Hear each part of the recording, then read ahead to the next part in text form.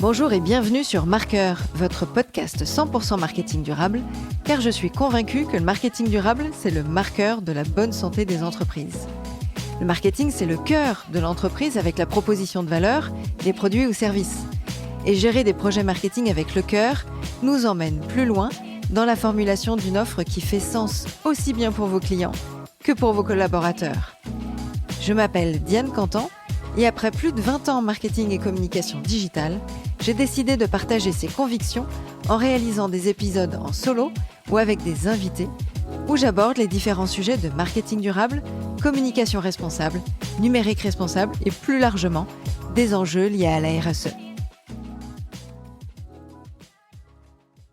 Alors c'est la semaine de la QVCT, la qualité de vie et conditions au travail du 17 au 21 juin 2024. Alors est-ce que vous saviez que 70% des salariés affirment que le mauvais état de santé mentale nuit à leur travail, selon le dernier baromètre de Malakoff Humanis de 2023. Évidemment, le rôle du manager est de s'assurer que ses équipes se sentent bien afin d'être efficaces au quotidien. Mais parfois, certains vont fixer des objectifs irréalistes, voire absurdes. Le dernier exemple en date, entendu pour une chargée de com, un objectif sur le nombre de leads obtenus sur le site web. Sachant qu'un objectif, normalement, il doit être SMART. Le SMART, spécifique, mesurable, atteignable, réaliste et temporellement défini. Et au vu des changements réguliers des algorithmes de Google, le premier moteur de recherche, la tendance ces prochains mois est plutôt à la baisse du nombre de leads en faveur d'une meilleure qualité du lead en lui-même. Donc, bref, il vaut mieux proposer un objectif de réalisation de campagne, par exemple, qui est pour que ce soit plus pertinent pour sa chargée de com, là où elle aura un vrai pouvoir d'action et ne sera pas frustrée dans son travail.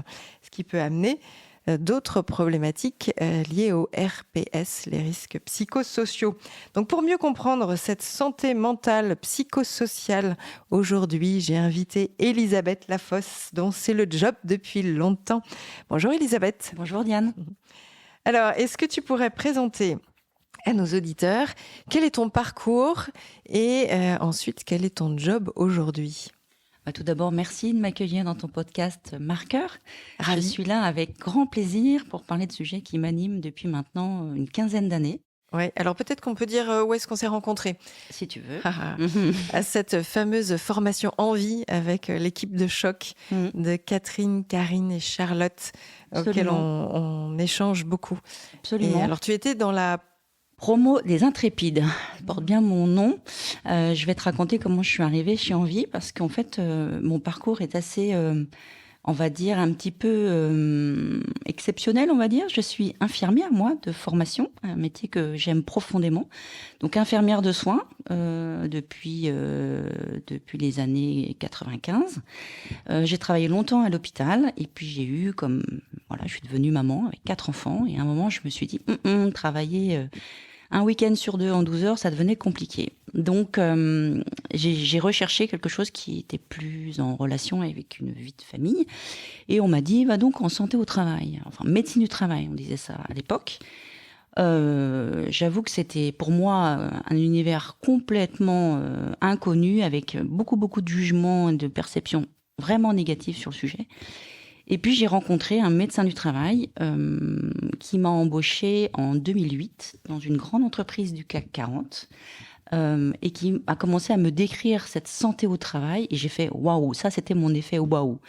Donc, j'ai travaillé 15 ans en tant qu'infirmière de santé au travail au siège social à Rueil-Malmaison, une entreprise qui est très implantée dans le monde, mais qui a 2000 collaborateurs sur son site, sur son siège social. C'est pas neutre à gérer. Non. Et la particularité de cette entreprise, c'est qu'il garde encore, c'est peut-être le dernier des Mohicans, mais qui garde encore un service de santé au travail autonome, c'est-à-dire qui est au cœur du réacteur, si je puis dire, qui n'est pas externalisé. Tu sais, je sais pas si tu as la ref, mais Opération Cornet de Bif, ce film où les salariés sont envoyés pour passer leur visite médicale dans un camion, ce qui existe encore sur beaucoup d'entreprises. Nous, on avait la joie et aussi le dur travail de prendre soin des salariés au cœur du réacteur. Donc, le service de santé au travail, c'était un lieu où les gens venaient nous parler de leur santé et de leur travail. Donc j'y suis restée 15 ans. Et puis à un moment, je me suis dit, en fait, ça roule pas mal dans cette entreprise. Il y a des RH, il y a des préventeurs, il y a des gens qui s'occupent de l'inclusion, voilà. Mais du coup, est-ce qu'une plus petite entreprise est vraiment accompagnée sur ces sujets ? Et l'intérêt d'être dans une grosse boîte, c'est qu'en interne, il y a un service d'incubation qui accompagne les salariés qui veulent monter leur boîte. Donc j'ai tapé à la porte, j'ai dit les gars, j'ai une idée.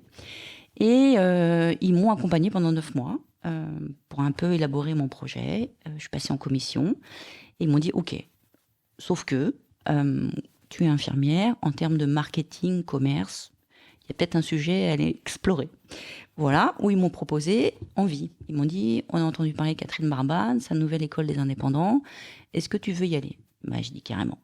Donc c'est la raison pour laquelle j'ai embarqué. Quelle bonne idée. Mais oui, j'ai embarqué dans la promo des Intrépides. Et si tu veux, pour une infirmière de santé au travail, j'ai monté une grosse marche, justement sur toute la partie marketing, commerce, comment tu pitches, comment tu vends ton offre. Voilà où je suis arrivée et c'est à ce moment-là où nous sommes rencontrés, Diane. Exactement, une soirée de networking entre promos différentes d'Envie pour échanger et du coup je me suis dit mais il y a plein de choses à dire et en fait c'est vraiment la base aussi du travail. Certes, quand on fait du market, de la com, il y a le rendu, les supports, les livrables qu'on fournit, mais pour autant la façon dont on se gère avec l'équipe, déjà sa propre santé. Moi aussi, dans la boîte dans laquelle j'étais, il y avait une entité dédiée avec une infirmière. Soit j'y allais sur un vrai coup de chute de tension. C'était le moment. La visite médicale annuelle qui était dans les locaux, ou sinon d'accompagner d'autres collègues qui étaient un peu en mode pas au top. Mais sinon, on a assez peu de relations avec les infirmiers du travail. Et ça, c'est dans le cadre où on a une entreprise, un siège un peu grand. Pour plein de boîtes, en fait, non, ils se débrouillent tout seuls. Absolument. Absolument.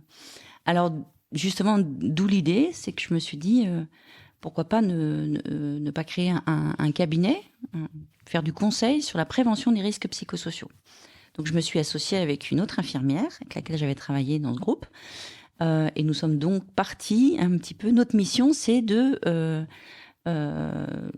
travailler en amont, en fait. L'idée, c'est de pouvoir agir en prévention plutôt que de rester sur une logique de réparation. Moi, dans mon poste d'infirmière de santé au travail, tu l'as décrit là à juste titre, souvent, j'étais sollicitée pour éteindre des feux. C'est-à-dire des gens qui étaient déjà abîmés par leur travail ou qui étaient déjà surchargés et qui n'avaient pas forcément des espaces dans lesquels ils pouvaient en parler. Pas forcément à la maison, parce que souvent ce sont des hommes et ça c'est des choses dont on ne parle pas vraiment, voilà. Pas au boulot, parce que quand tu es un manager ou quand tu as un poste à responsabilité, dire que ça va pas super méga bien, c'est pas bon côté performance et côté image. C'est pas encore bien vu, en tout cas il y a du boulot à faire là-dessus. Et donc, ils venaient me voir en disant « Elisabeth, il n'y a qu'à toi que je peux le dire ».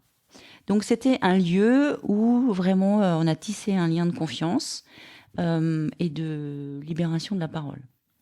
Et pourquoi on a réussi à le faire ? C'est qu'on a fait beaucoup de sensibilisation en santé publique, pas uniquement sur les risques psychosociaux, mais du coup, on était assez vus, reconnus, on était plutôt sympas, voilà. Donc, c'est comme ça que c'est parti. Et je me suis dit... comment, dans une autre entreprise, on peut essayer d'agir en amont. Alors, le médecin de l'époque avec laquelle j'ai travaillé, parce qu'on était des infirmières et des médecins dans ce groupe, m'a dit « Elisabeth, est-ce que tu veux faire partie d'un pôle de prévention des risques psychosociaux ?» J'ai dit « Mais quelle bonne idée !» Donc, on partait en binôme où on allait voir des usines ou des managers et on faisait de la prévention des risques psychosociaux. Donc, ça a commencé comme ça. Mon envie de dire, mais en fait, il y a possibilité de former les managers, d'agir en amont. Ça, je crois que c'est la genèse de mon idée de création de ce cabinet de conseil.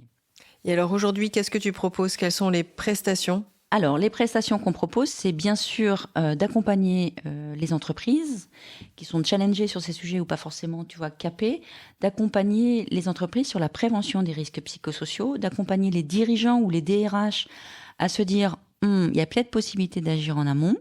Alors comment? C'est-à-dire que en fait, la prévention, c'est un sujet qui est méconnu, qui fait peur. Les risques psychosociaux, ça fait peur. Et ça demande un peu d'introspection sur l'organisation du travail. Ce que moi je pense, c'est que les risques psychosociaux, il y a un amalgame, personne ne comprend rien de cette affaire-là. Parce qu'il y a les facteurs de risques psychosociaux, les risques psychosociaux et les troubles psychosociaux. Les troubles psychosociaux, c'est ce que tu as dit tout à l'heure, c'est tout ce qui engendre un impact sur la santé des gens, la santé mentale, l'épuisement, le burn-out. C'est déjà une conséquence des facteurs psychosociaux. Les risques psychosociaux, il y en a deux, c'est pas compliqué, c'est les risques, c'est le stress et les violences. D'accord? Et les facteurs de risques psychosociaux, c'est ce qui se joue dans le travail. Tu vois? Qu'est-ce que tu mets derrière? Alors, en fait, c'est parti de France Télécom. Tu te rappelles de cet épisode un peu tragique de France Télécom où il y a eu une vague de suicides énorme. Et à un moment, c'était Xavier Bertrand, qui était le ministre du Travail à l'époque, qui a dit, les gars, il faut quand même aller voir ce qui se passe. Et qui a mandaté un collège d'experts avec des psychologues, des sociologues, des RH, conduit par Michel Golac, qui sont allés voir ces histoires, parce que c'est quand même subjectif. Qu'est-ce qui se passe? Pourquoi les gens, à cause de leur travail, sont pas bien, sont jusqu'au suicide? Et ce collège d'experts a dit, OK, on a finalement extrait 6 grandes familles qui se jouent dans le travail. C'est l'intensité au travail, les exigences émotionnelles, les rapports sociaux, l'autonomie, les conflits de valeurs et l'insécurité au travail. Donc tu vois bien que ce sont des facteurs de risque qui sont inhérents à toute activité de travail.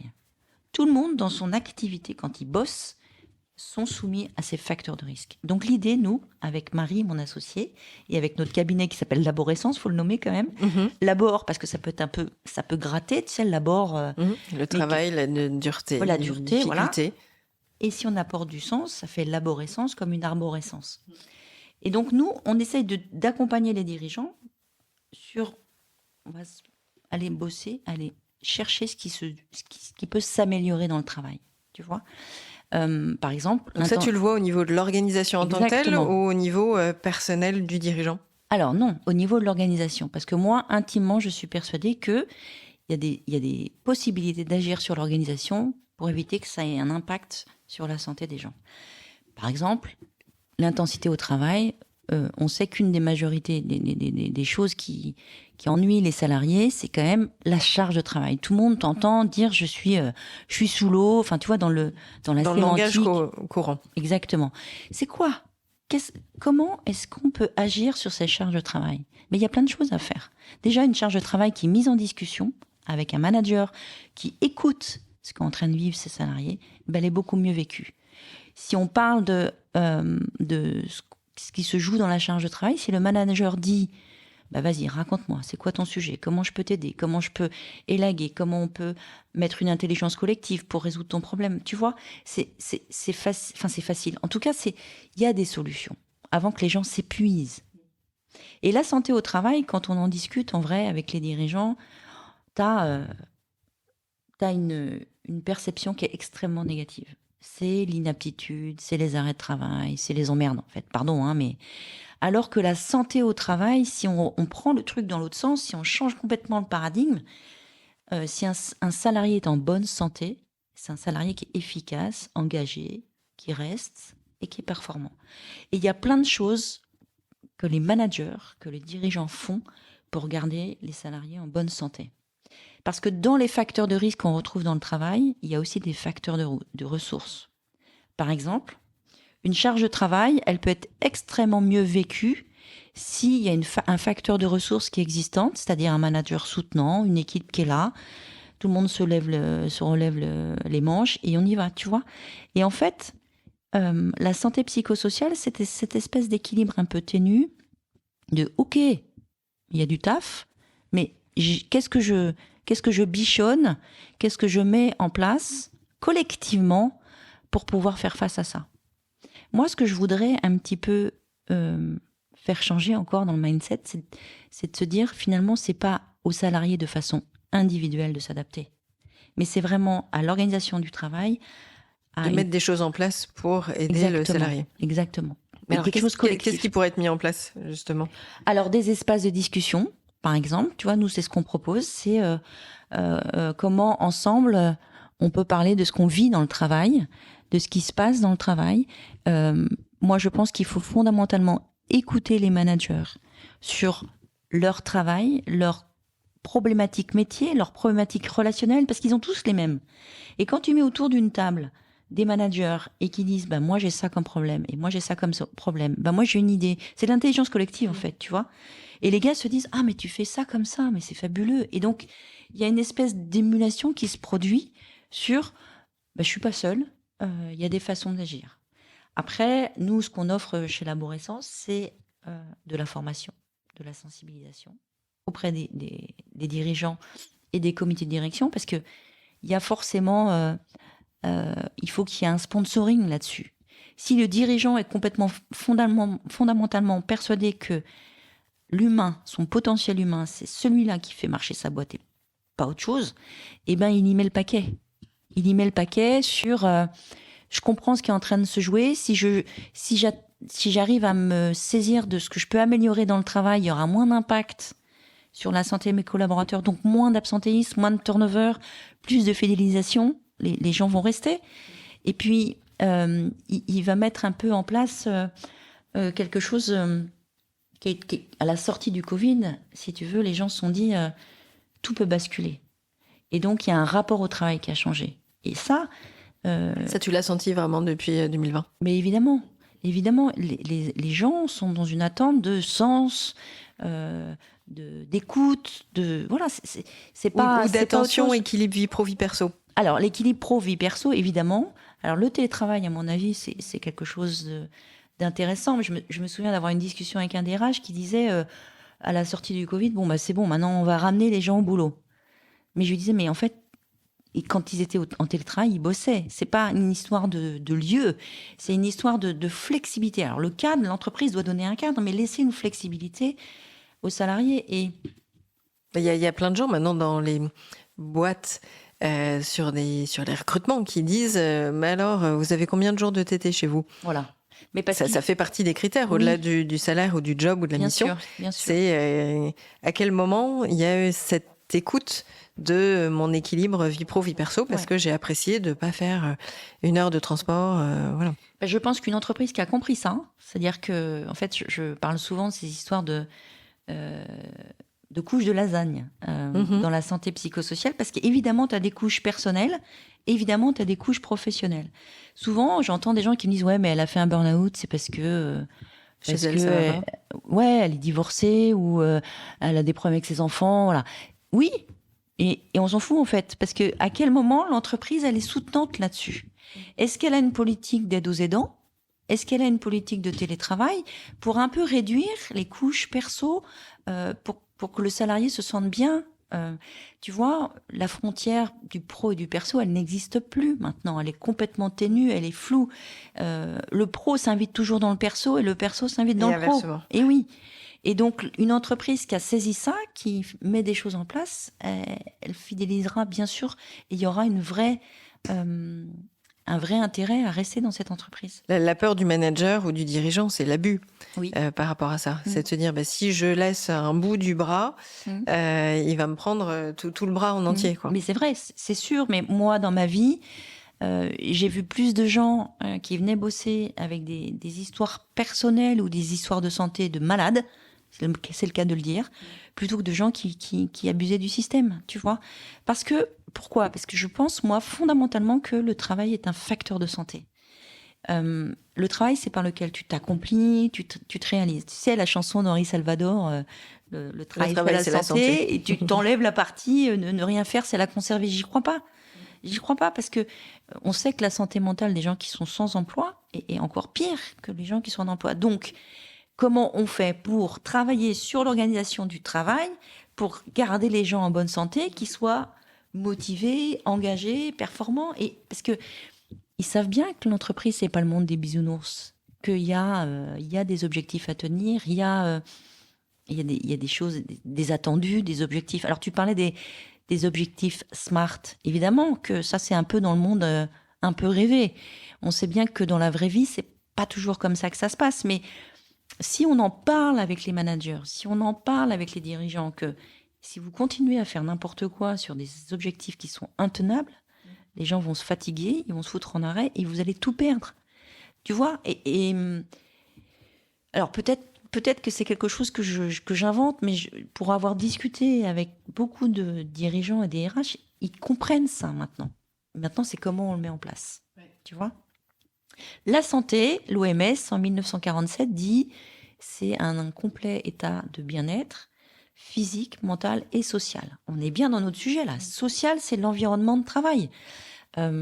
Alors, c'est marrant parce que la santé mentale, pour moi, c'est un peu réducteur. Et en tout cas, ça fait peur. C'est un peu comme les risques psychosociaux. Non, mais la santé mentale, tu vois tout de suite le psychiatre. Exactement. Et donc l'asile de fous en mode mais non, mais finalement tout va bien, puis c'est normal parce que comme mon collègue, il est dans la même situation que moi. Et puis c'est encore une problématique. Il n'y a rien à changer. Individuelle, tu vois. Et donc je pense que les entreprises, enfin toutes n'y vont pas encore. Il y a de la formation du secourisme en santé mentale. Ils se disent ok d'accord, mais ça va être pour les psys quoi, pour les fous. C'est quoi ? Il y a des obligations réglementaires, légales ou des choses comme ça ? Il y a des obligations. C'est fortement conseillé. Le secourisme de base, hein, tu vois, nous, ça fait partie des choses que nous on peut proposer aux entreprises. C'est comment tu prends en charge, par exemple, les risques, en tout cas les troubles physiques, en formant des secouristes, qui sont un peu les yeux, les oreilles dans les open space. Il y a quelqu'un qui se tient à la poitrine, mais qu'est-ce que tu fais ? Comment ? Donc ça, c'est important de les former. Et maintenant, alors c'est une recommandation, on peut aussi former en santé mentale.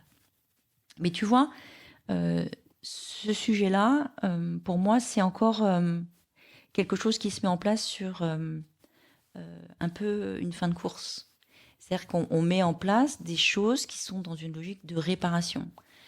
C'est quelqu'un qui pète un câble parce qu'il a eu son entretien individuel, il est en larmes, il a une crise d'angoisse. Ok, qu'est-ce que je fais ? Est-ce qu'il y a quelqu'un qui, dans l'entreprise, est capable de le prendre en charge, de l'écouter ? Voilà, c'est bien.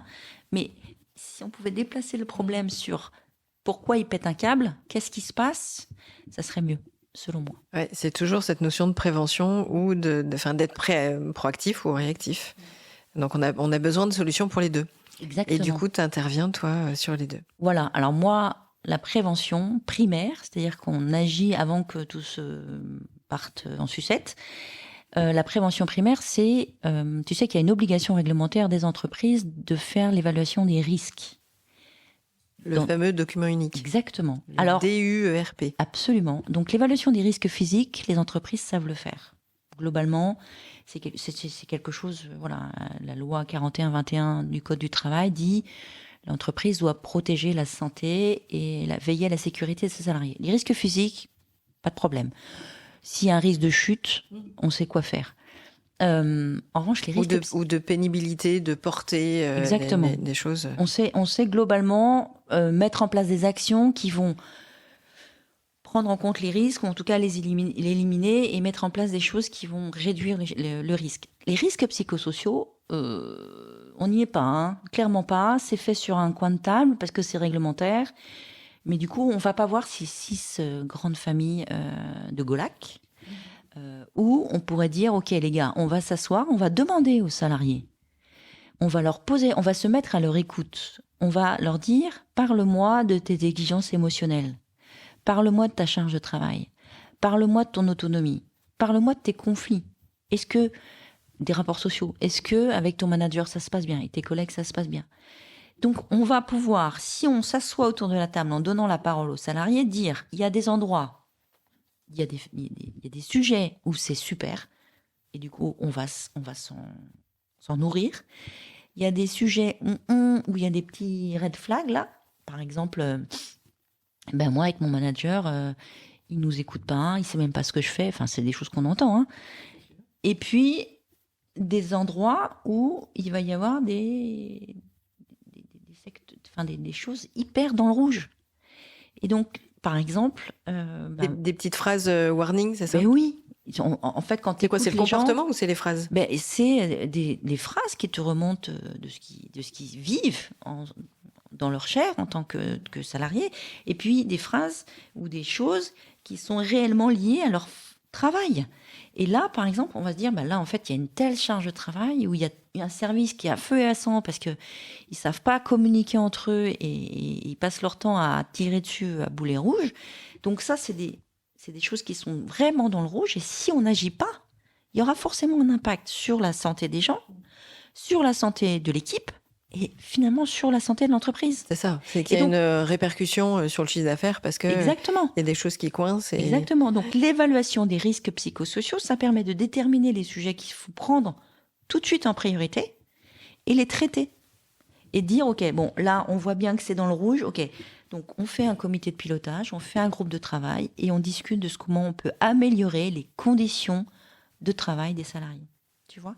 Et la prévention, c'est éviter les catastrophes. Alors, tu vas me dire, oui, la qualité de vie au travail. Là, on est sur cette semaine. Le problème, alors ça c'est toujours le problème, c'est que c'est la semaine. Voilà. Sous-entendu, on parle cette semaine à fond de tous les sujets. Exactement. Et puis le reste de l'année, la semaine prochaine, pouf, ça sera terminé. Ça, il y a toujours le truc un peu énervant, tu sais, avec les journées mondiales, la semaine, machin. Mais qu'est-ce qui se passe en fait le reste de l'année ? En fait, il y a des entreprises qui ont compris que c'était une vraie stratégie d'entreprise, la prévention.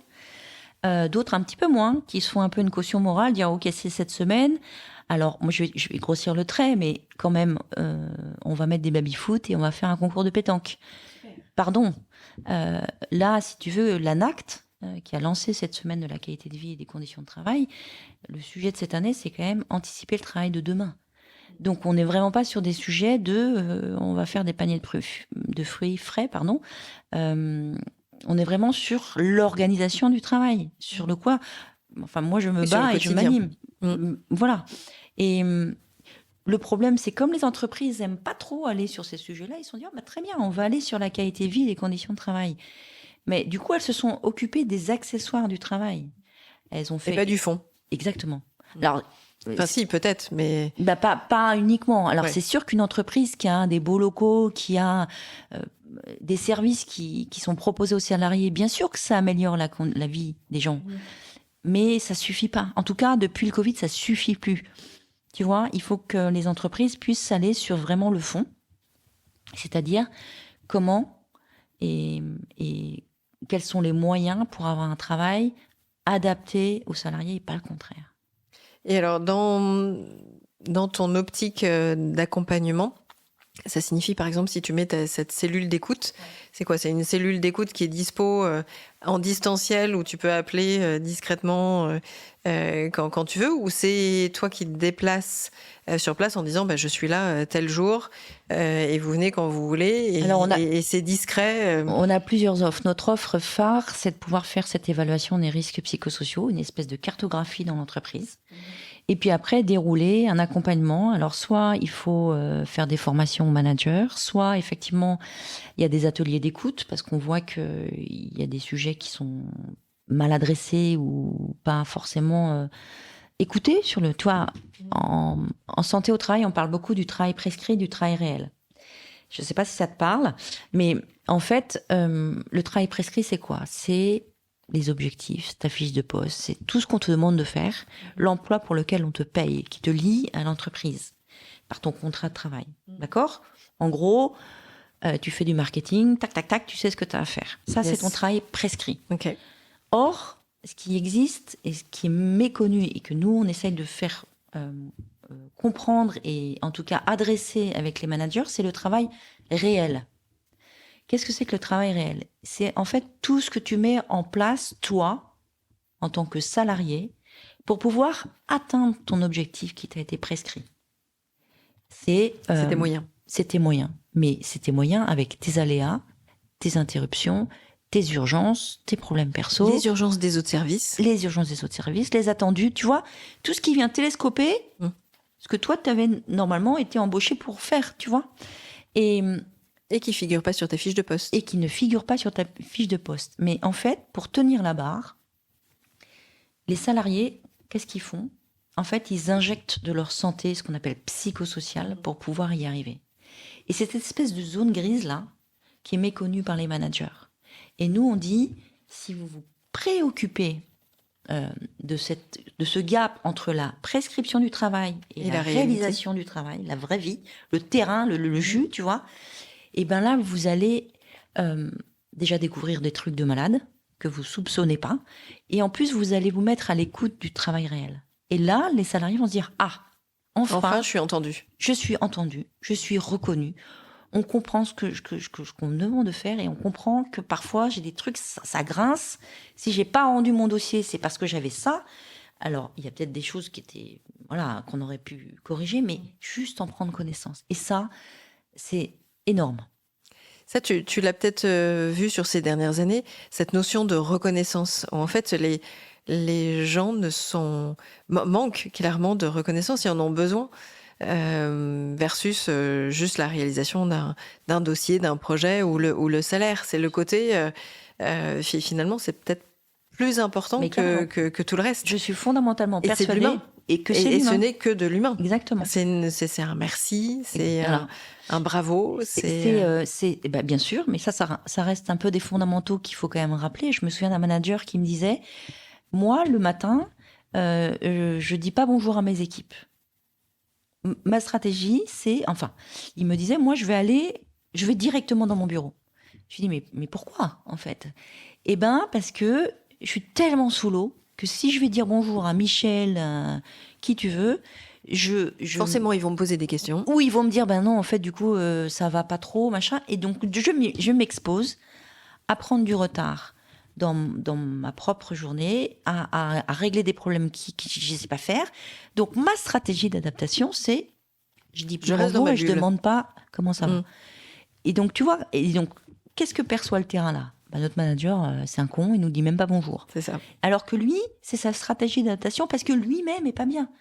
Tu vois, moi, pour avoir vu dans ma vie aussi, un manager qui se lève le matin et qui dit qu'est-ce que je vais pouvoir faire comme merde, ça n'existe pas. Non, mais c'est vrai. Faut vraiment être vicieux, sinon. Ça existe, mais un manager toxique, je crois que c'est vraiment un manager qui est pas bien non plus. Bien sûr qu'il fait des trucs qui sont forcément pas très adaptés. Tu vois, dans cette situation-là, il y a une espèce de non-compréhension d'une communication qui est rompue, un lien qui n'est plus, qui s'effiloche. Mais si on met tout le monde autour de la table, et si le manager, il peut expliquer qu'en fait, lui, sa vulnérabilité, c'est qu'il est aussi sous l'eau, c'est pas perçu pareil par son équipe. Et donc, nous, on dit, ok, est-ce que tu peux, dans ce cas, dire, moi, 1 heure par jour ou 1 heure par semaine, en fonction de ton propre truc, ma porte est ouverte. Et ça détend quand même vachement les choses. Normalement, dans la fiche de poste, la ligne qui en soi correspond à la notion de manager d'une équipe, ça sous-entend la gestion de tous les jours d'aléas, de dossiers ou de problématiques de l'équipe. En fait, moi, j'ai le souvenir de ça en tant que manager.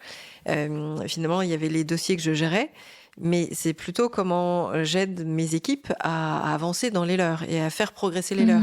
Donc, au final, au-delà des X réunions que j'enchaînais, parce que j'ai vraiment ce souvenir-là d'embarquer mon ordi et de courir d'un étage à un autre, d'une salle à une autre en me disant « Je viens de terminer ma réunion de 15h, j'ai l'autre qui démarre à 15h ». Donc oui, quand j'arrivais au bureau, forcément, tout le monde venait me sauter dessus pour faire signer des trucs, pour valider des choses.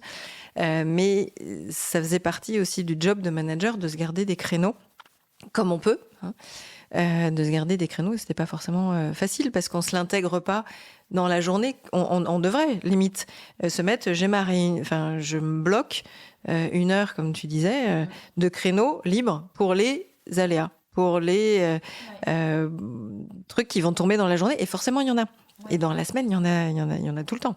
Un bug avec un client qu'on n'avait pas prévu, l'équipe commerciale qui fait remonter un truc qu'on n'avait pas anticipé, un prestat qui vient nous dire la livraison de machin est retardée, du coup il faut qu'on trouve une autre solution. Enfin, il y en a plein, des idées, des pistes. Il y en a des idées. Et moi, si tu veux, notre accompagnement, c'est on met autour de la table et c'est les managers qui trouvent les idées, qui en discutent. Nous, on dit pas, en fait, il n'y a pas un plan tout adapté, tu vas faire ci, tu vas faire ça. Nous, l'accompagnement, il est vraiment... sur l'écoute, c'est la personnalisation. Personnalisation, c'est quoi vos contraintes métiers? C'est quoi les trucs, votre travail réel à vous en tant que manager, en tant que dirigeant? C'est quoi vos attendus? C'est quoi les choses qui sont immuables? Et du coup, quelle est la marge de manœuvre pour pouvoir agir sur le travail et pouvoir se donner des espaces où il y a de la respiration? Parce que le manager qui arrive plus, qui est sous l'eau, tu sais, c'est toujours cette histoire d'épuisement. Qu'est-ce qu'il est en train de mettre en place? C'est le gars qui nage vers sa bouée, qui veut première année, la bouée, elle est là, c'est l'objectif. Ok, il y a réussi, il a nagé. On lui dit parfait, mais du coup, comme tu as réussi ta bouée, on va la mettre plus loin. Et le gars, il continue de nager. Puis à un moment, il est dans le courant, il s'épuise, tu vois. Et c'est ça, en fait, l'épuisement professionnel, le burn-out, c'est pas c'est des gens qui sont ultra engagés, qui adorent leur boulot, qui sont perfectionnistes, qui adorent les gens. Enfin, tu vois, c'est ça que je voudrais un peu détacher du mindset un peu collectif. C'est le burn-out, c'est celui qui veut prendre, qui veut pas bosser, qui a un arrêt maladie. Au secours, c'est pas ça. C'est vraiment la personne qui, encore une fois, met de sa propre santé psychosociale pour tenir la barre. Donc ça passe quand t'as 30 ans. Et à 40, ça peut, voilà. À 50, on arrive avec des catastrophes. Et donc, dans notre offre de formation, j'y reviens quand même, parce que c'est ça, on explique aux managers quels sont les signaux faibles qui doivent l'alerter lui-même d'abord, parce que si l'arborescence, on dit qu'il faut prendre soin de soi d'abord en premier, en tant que manager. C'est quoi les signaux faibles qui arrivent? Alors, d'ailleurs, nous, on a notre perception du soin. Moi, je parle de la santé au travail parce que je suis soignante avant tout. Et donc, je dis aux managers, qu'est-ce qui se passe dans ton corps, dans ton physique, dans ton mental, qui doivent te dire, il faut que j'ajuste. Combien me disent, mais en fait, je dormais plus. En fait, je mangeais plus, je faisais plus sport. C'était des signaux. Et j'ai pas pris conscience de ça. Donc, pour moi, il y a fondamentalement un vrai sujet à former, à informer, à dire aux managers, sois à l'écoute de ce qui est en train de se passer pour toi.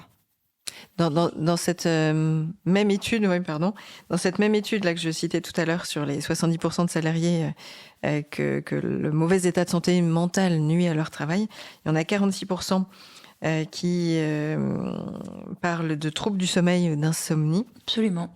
Fatigue chronique à 40%, les troubles anxieux à 32%, la dépression en tant que telle à 28% et le burn-out à 24%, ce qui est énorme en fait.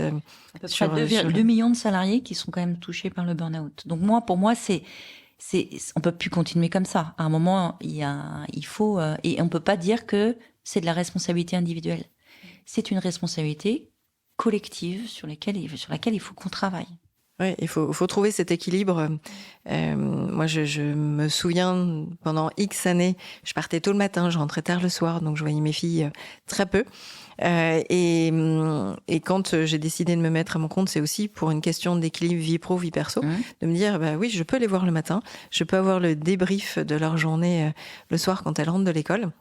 Et surtout, ce que je me suis autorisée à moi, c'est des temps de moments de détente. Je fais de la danse 2 fois par semaine et j'adore ça. Et ça me fait un bien fou. En fait, aussi bien physiquement, mais mentalement, j'en ai besoin. Alors, on se retrouve, on est un groupe de copines au top. Donc, il y a une vraie affection là-dessus. Donc, c'est hyper important pour moi. Mais voilà, il y a ce 2 volets, mais je ne me l'étais jamais autorisée avant. Parce que des horaires trop grands... qui, dans la semaine, ça ne rentrait pas. Et après, le week-end, t'es naze. Si tu fais le côté classique de maman, les devoirs, les courses, les lessives, voilà, et puis des moments entre copains dans la famille. Enfin, et du coup, des moments pour moi, je m'en octroyais assez peu. Et là, on revient sur cette histoire de facteurs de risque et de facteurs ressources qui sont complètement opposables de façon individuelle. Si tu expliques au manager qui prend conscience des signaux faibles qui arrivent, tu vois, les troubles. En fait, quand ton corps commence à causer, si tu l'écoutes murmurer, c'est que tu l'auras pas à l'entendre hurler, tu vois. Et donc, la sémantique est géniale. Moi, j'adore la langue française. J'en ai plein de dos, ça me prend la tête. Voilà, moi, c'était vraiment ce que j'expliquais aux gens, aux salariés qui étaient assis en face de moi. Je dis, comment tu dors? Qu'est-ce que dit ton entourage? Est-ce que tu fais du sport? Et non, mais ça, j'ai plus le temps, tu vois. Et là, à un moment, les gars, si vous faites rien, vous allez dans le mur. Donc, c'est faire prendre conscience que il y a des impondérables si tu veux tenir. Et si tu aimes ton boulot, c'est presque vital de se dire, si j'aime mon boulot, il faut que je prenne soin de moi en premier lieu. Alors tu me diras, oui, mais il y a des gens qui sont à fond, et on en connaît, hein. Tu te dis, mais qu'est-ce qui fait marcher? C'est quoi? Tu penses à Catherine, par exemple? Non, comme ça. Qu'est-ce qui fait marcher Catherine? Tu vois, c'est quoi ça Duracell? Mais ok, très bien, moi j'ai pas de problème avec ça. Mais en revanche, il y a des signaux qui sont en train de parler sur ton corps ou sur ton entourage. Moi, je disais souvent aux salariés, c'est pour ça que mon témoignage de terrain d'infirmière de santé au travail, c'est ce que j'ai vu, parce que j'ai vu des gens, plus de son, plus d'image. Ouais. Tu sais, ils disaient, ça fait plus de possible. Ils ouvraient l'ordinateur, et c'était l'effondrement physique, mental, tout. Et donc, c'était 9, 1 an, 2 ans d'arrêt. Donc, il y a quand même des choses qui sont arrivées avant, auxquelles il faut être un peu à l'écoute.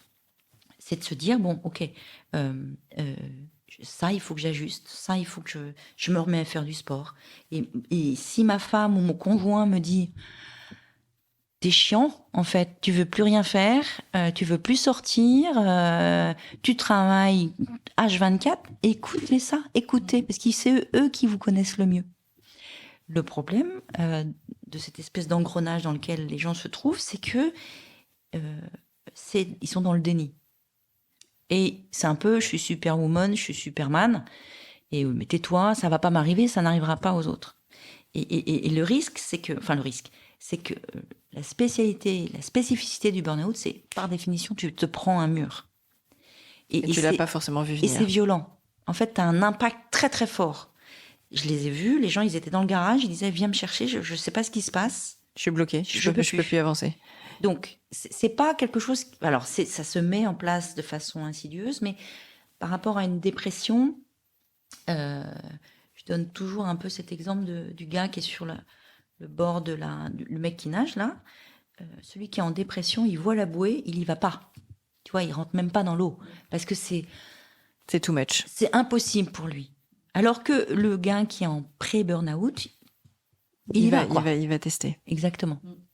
Donc, on est sur encore cette histoire de facteur ressources, facteur de risque individuel. Qu'est-ce que je mets en place pour être sur cet équilibre? Je me souviens quand je voyais les gens en consultation, je leur disais quel est ton niveau sur 10 de satisfaction au travail? En gros, comment tu t'éclates? Donc, la personne qui me disait je suis à 9 sur 10. Tout va bien. Tout va bien, madame la marquise. Ok, je dis très bien. Maintenant, une autre question. Quel est ton niveau de stress? Tu te rappelles, le stress, c'est un des risques. Beaucoup de boulot, facteur de risque, charge de travail, risque, stress. Quel est ton niveau de stress si 10 est le full stress? Ah non, mais moi, je suis pas stressée, je suis à 2 sur 10. Ok, satisfaction à 9. Tout va bien. Tout va bien. Celui qui dit, en fait, je suis à 9 sur 10 en stress, tu vois bien que là, il est sur une ligne de crête. Donc, soit tu bichonnes tes facteurs ressources pour faire baisser ton stress. Et là, c'est là où peuvent intervenir la méditation, le stress, le yoga, les gestions du stress, le yoga, tu vois. Ou du sport, des sessions de sport. Voilà, quelque chose que tu mets en place de façon individuelle pour gérer ton stress et le faire baisser. Ou alors, tu fais dans le travail, tu te dis, OK, qu'est-ce que je pourrais mettre en place dans mon activité qui pourrait faire baisser aussi mon niveau de stress? Donc, moi je leur dis, faites l'exercice assez régulièrement. J'en suis où? Est-ce que je suis en train de basculer de l'autre côté, c'est-à-dire mon stress qui monte à 10 et ma satisfaction qui est à 3? Ça, c'est plan hors sec. Tu vois? Parce que tu peux pas vivre sous stress en permanence. Parce que le stress sur la santé a toujours un impact. Tu peux avoir un stress, ce qu'on appelle le stress positif, ponctuel. Tu vois, t'as une présentation, t'as un rendez-vous important. Prise de parole en public, on est d'accord. Prise de parole, t'as les mains moites, t'as le cœur qui bat à 150, mais une fois que c'est lancé, le pic de stress rebaisse et voilà. Quand tu vis en pic de stress en permanence, tu as ton cortisol qui s'emballe, enfin, c'est physiologiquement explicable, et donc du coup, tu as forcément un impact sur la santé. Tu vois, et l'idée, c'est de se dire, ok, je peux pas continuer comme ça. Qu'est-ce que je mets en place pour pouvoir faire mon autorégulation? Donc, il y a une prise en charge individuelle, mais collectivement, dans l'entreprise, qu'est-ce que l'entreprise met en place pour faire baisser les niveaux de stress dans les équipes? Donc, on prend soin de soi en tant que manager, en tant que salarié. On prend, du coup, une fois qu'on comprend comment on fonctionne, tu sais, c'est les fameux life skills, compétences psychosociales, qui je suis, comment je fonctionne, tu vois. Quand j'ai compris ça, je suis en mesure d'écouter et de prendre soin de mon équipe. Mais pas dans l'inverse. Parce que sinon, tu es dans le sauveur, tu veux tout gérer de ton équipe et tu t'en remets sur le paletot. Donc, je prends soin de mon équipe et en même temps, je prends soin du travail. Ouais, les deux. Les trois. Les trois. Prendre soin de soi. Oui, soi, prendre soin son de équipe et prendre le soin travail. du travail. Donc nous, là, j'imagine les auditeurs qui sont en train de se dire, alors, sur mon échelle de 1 à 10, j'en suis où? Attention, alerte, va falloir que j'appelle Elisabeth. Alors, en tout cas, je crois que c'est une prise de conscience importante à avoir et que clairement, c'est en train de bouger depuis le Covid. Clairement, les gens se disent, non, mais je ne vais pas continuer comme ça, en fait. C'est plus possible. J'ai besoin d'autre chose. J'ai besoin de pouvoir trouver mon équilibre en famille, dans mon sport, voilà. Mais un peu, je vais me tuer, enfin, je vais faire. Il n'y a que le travail qui compte, ça n'existe plus. Et les entreprises doivent comprendre ça, je pense, vraiment. Moi, j'ai le souvenir de groupes d'amis de mes parents où les hommes ayant bossé à fond, t'as l'âge de la retraite qui arrive, gros pépin de santé. Exactement. Et souvent, c'est assez ce qui se passe. Et ils sont plus là, voilà, peu de temps après la retraite, alors que ils avaient envie encore de faire plein de choses, forcément. Et du coup, c'est parce que t'as trop tiré sur la corde et t'es sur un rythme tellement soutenu que au final, quand la retraite arrive, t'as le corps qui lâche et du coup, c'est compliqué. Alors évidemment, tu demandais tout à l'heure, nous, pour les dirigeants, on a écouté les gens toute notre vie, Marie et moi, quelle que soit la position dans l'entreprise. Et effectivement, on propose une espèce de ligne d'écoute un peu gold sur les problématiques que le dirigeant peut avoir dans en santé. Et nous, on est en mesure de dire, écoute, là, j'écoute ce que tu es en train de me dire. Là, je suis inquiète pour ta santé, il faut que tu consultes. Tu vois, on est peut-être la marche un peu intermédiaire avant. Plus facile que de prendre aller voir un médecin ou aller voir un psychologue. Et nous, on s'inscrit toujours sur les problématiques. Dis-moi ce que tu vis dans ton travail et je te dirai comment tu vas. Problématique terrain. Exactement. On vient du travail réel, tu vois. Ouais. Oui, parce qu'après, il y a toujours le côté, oui, mais si je démarre, le psy va me proposer X séances, je vais jamais m'en sortir. Alors, quelquefois, j'ai pas forcément envie, parce qu'il y a un déni quelque part sur autre chose. Donc là, c'est une étape intermédiaire de pouvoir se poser des questions par rapport à son job en tant que tel. Ça, c'est plutôt pas mal. Est-ce qu'il y a d'autres exemples que tu aimerais citer? Alors moi, il y a quelque chose, qui me tient très à cœur aussi, c'est que fondamentalement, je pense que les rapports sociaux, c'est-à-dire les relations qu'on a dans l'entreprise, c'est fondamental. Et plus on travaille sur prendre soin de la qualité relationnelle, manager, père, collègue, plus c'est un vrai terreau de prévention des risques psychosociaux. Si les gens s'entendent pas, déjà pendant qu'ils s'engueulent, ils bossent pas. Et en plus, voilà, c'est un vrai vecteur de mauvaise santé mentale, psychosociale. Et donc, Marie et moi sommes médiatrices. Et je crois fondamentalement que la médiation en entreprise doit trouver ses lettres de noblesse. Parce que c'est un vrai moyen d'écouter ce qui se passe, encore une fois, entre une équipe et son manager, un manager avec son patron, et de se mettre à l'écoute des besoins des uns des autres. Parce qu'en fait, la colère, le conflit, c'est finalement que l'expression de besoins insatisfaits. c'est qu'un manager qui hurle sur ses équipes, c'est qu'il y a quelque chose. J'y reviens, hein, c'est pour moi important. C'est que lui, il y a un truc qui colle pas pour lui. Qu'est-ce qu'elle dit, ta colère? Et quand tu t'écoutes ça, ça dénoue des nœuds terribles. En fait, fondamentalement, l'écoute, c'est le socle de tout ce qui se passe dans l'entreprise, de tout ce qu'on peut rendre riche, développer, parce que ça embarque les équipes, ça embarque les gens vers une performance collective, tu vois. Et la médiation, je pense que déjà, ça permet aux entreprises de pas aller au prud'homme, de se dire, ok les gars, on va s'asseoir, on va juste parler 5 minutes.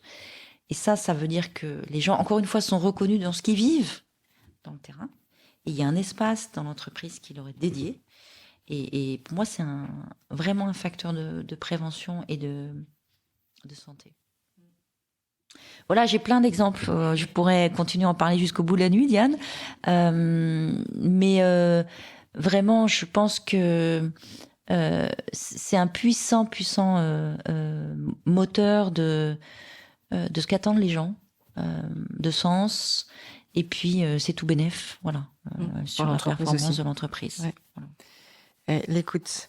Ouais. Là, c'est aussi dans les mêmes sujets qu'un épisode avec Marion et puis un aussi récent avec Christophe, ou même sur le côté sophrologie avec Catherine Auguste, une autre Catherine que j'ai invitée l'an dernier. Donc aussi écho à tous ces sujets-là. Et c'est vrai que pour moi, l'humain est important. Dans une entreprise, c'est l'humain au-delà des offres de produits et de services que l'entreprise propose, c'est les gens qui la font vivre. Ils font tourner la boutique, les gens. Exactement. Donc ça a toujours une place importante pour moi. Et cette écoute, c'est primordial aussi quand tu fais une market, tu as besoin d'écouter tes clients, mais du coup, tu as aussi besoin d'écouter tes collaborateurs et d'être dans cet axe de je me mets à la place de... Est-ce qu'on démarre ma séquence classique des invités ou est-ce que tu as encore autre chose que tu aimerais rajouter? Vas-y. Ok.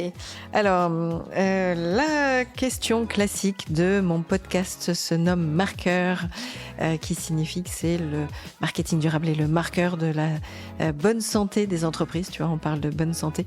Mais pour moi, c'est le marketing durable qui est aussi lié au cœur de l'offre, et aussi parce que quand on fait les choses avec le cœur, on embarque les gens plus loin. Est-ce que ça t'inspire des choses? Forcément, j'ai l'impression qu'on en a parlé pendant tout l'épisode. En fait, ça m'inspire beaucoup de choses. Surtout, ce qui moi, ça me fait dire, c'est que ça me donne beaucoup d'espoir. Parce que l'impact durable du marketing, c'est aussi l'impact que, comme on a dit tout à l'heure, les gens, ça fait tourner la boutique, c'est eux qui tiennent les rênes, avec bien sûr le dirigeant, le manager, le RH. Parce que les RH aussi, il faut prendre soin d'eux aussi. Ils ont un rôle vraiment pivot. Donc moi, ça m'inspire beaucoup d'espoir sur la suite. On parle beaucoup du future of work. C'est pas que l'IA en fait, le future of work, c'est aussi comment l'humain est remis un peu au cœur, quoi. Et dans toutes ces comment. L'aide de noblesse aussi. C'est ça. Voilà ce que ça m'inspire, de l'espoir. Bon, ça c'est chouette. J'adore être optimiste et j'ai plein d'espoir pour l'avenir, même s'il y a plein d'autres personnes qui essayent de peindre un tableau un peu sombre ou un peu noir sur l'avenir. Moi, je préfère être dans l'action. Exactement. Et dans des actions positives et constructives. Est-ce que tu as des campagnes de pub qui t'ont inspiré aussi, où tu dis, tiens, voilà, on parle un peu d'espoir ou des choses qui t'ont fait vivre des émotions? J'ai vu des pubs qui m'ont fait vibrer sur l'inclusion, par exemple Decathlon, qui pour les Jeux Olympiques met toutes ces places handicapées avec le pictogramme du fauteuil roulant, tu sais, tu connais comme moi, voilà, mais qui rajoute aussi une fonction d'une activité paralympique. Je trouve ça chouette. Moi, ça m'émeut parce que on parle de l'humain avec une modification du mindset. On parle beaucoup d'inclusion, mais en fait, c'est quoi dans la vraie vie l'inclusion? Voilà. Ou Ikea qui fait une pub sur les relations toxiques Moi, quand ça parle de l'humain, quand ça embarque l'humain pour changer les mentalités, moi, ça me touche beaucoup. Ouais. Tu dis, tiens, et là, il y a une marque qui s'engage. Exactement. Et qui, en tout cas, via la pub, a envie de faire bouger les choses. Ouais, et puis ça, c'est des messages puissants, je trouve, qui sont délivrés. Donc moi, ça me touche beaucoup à chaque fois. Bien. Est-ce que tu as un éco-geste que tu aimerais nous partager ou que tes enfants, tes 4 enfants font ou que tu recommandes à tes enfants? Alors, c'est vrai que j'ai pris conscience de ça assez récemment, en vrai. Alors nous, on est 4, hein, donc déjà en termes de déchets et tout ça, on pète un peu les scores. Mais il y a plein de trucs que je mets en place et qui sont très très très portés par mes enfants.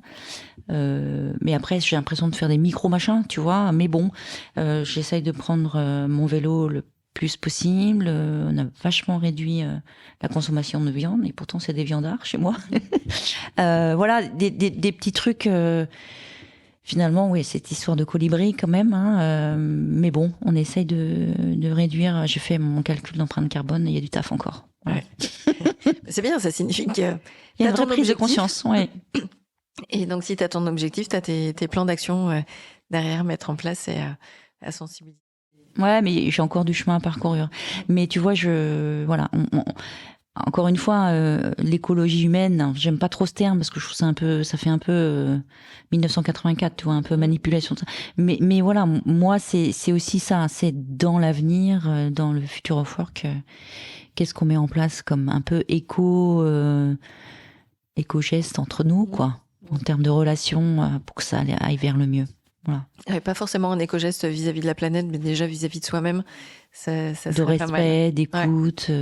Moi, ça me paraît. Qui font partie des bases pour moi du civisme ou du bien vivre avec l'autre. Oui, mais que souvent on oublie. Je pense qu'il faut rappeler les fondamentaux, hein, le bon sens parfois. C'est ça qui est ouf, c'est qu'on sait à quel moment on a perdu. Moi, ça me fascine. À quel moment c'est devenu si individualiste, si tu vois, il y a encore un peu de bon sens paysan à remettre dedans, quoi. Les fondamentaux. Et alors, last question. Quel invité tu penses pour un prochain épisode de Marqueur? Alors, je réfléchis à cette question. Je trouve que Nicolas Duhep, alors beaucoup, c'est un dirigeant que tu connais?